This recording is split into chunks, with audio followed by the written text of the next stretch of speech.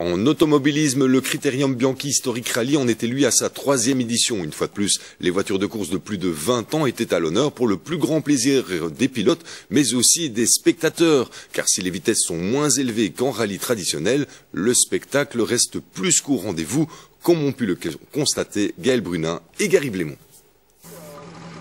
Hier, Couvin et Civry accueillaient la 3e édition du Critérium Bianchi Historic Rally. Comme son nom l'indique, cette épreuve est destinée aux voitures de course historiques de plus de 20 ans. Celle-ci était répartie en 2 catégories, les légendes plus rapides et les classiques dont l'objectif est plutôt la régularité. C'est une catégorie très pointue dans le sens qu'ils doivent tenir 50 km/h tout le temps. Il y a des contrôles qui sont par cellules qui sont cachés. Et quand ils passent en face de ces contrôles, s'ils sont en 48, ils sont pénalisés. S'ils sont en 52, ils sont pénalisés. Donc c'est toujours 50. C'est la différence avec la catégorie légende, que là, on leur donne un temps. Par exemple, pour faire Tirimont, 4 minutes 50. Ils ne sont pas pénalisés pour l'avance. C'est comme un rallye moderne en spécial. Que ce soit en légende ou en classique, le spectacle était assuré. Il faut dire que pour les amateurs, voir rouler des anciennes voitures de course mythiques, ça reste toujours un plaisir absolu. Il y a au départ, par exemple, les 2 BMW du team de ferme. On a, je crois que c'est 19 Porsche. À partir de la 911 jusqu'à la Carrera SR, RSR, etc. On a toutes les catégories des Porsche. On a une douzaine de Ford Escort Groupe 4, des voitures de course, des voitures mythiques qui font encore le spectacle. Parce qu'un rallye moderne, les WRC 4x4, ça passe, ça tourne et ça freine. Tandis que ceux-ci font du spectacle. Et je dois dire que les pilotes qui ont une voiture historique soignent leur public.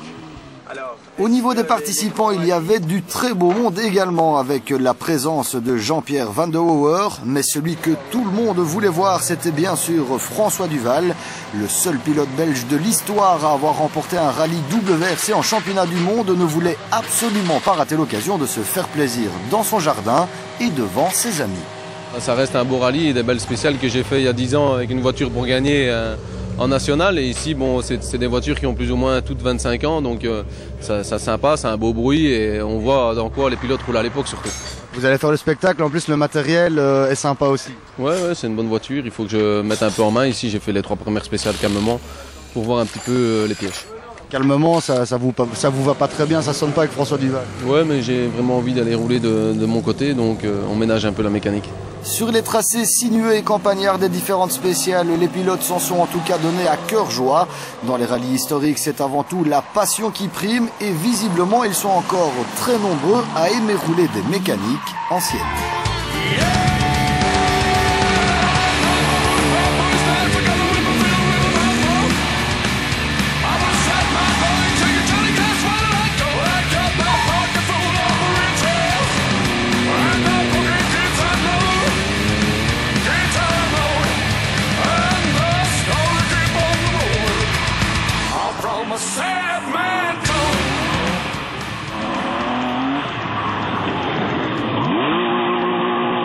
Par rapport à l'année passée, avec les efforts financiers qu'on a fait, etc., on a quand même presque triplé les participants.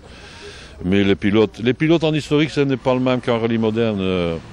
Ils sont là surtout pour s'amuser, pour faire un résultat, c'est un fait. Et ils ne sont pas avares de remerciements à l'organisateur parce qu'ils savent que c'est nous qui les faisons rouler. Et des merci de prière, c'est fantastique. Bref, autrement dit, le Critérium Bianchi Historic Rally a encore de beaux jours devant lui.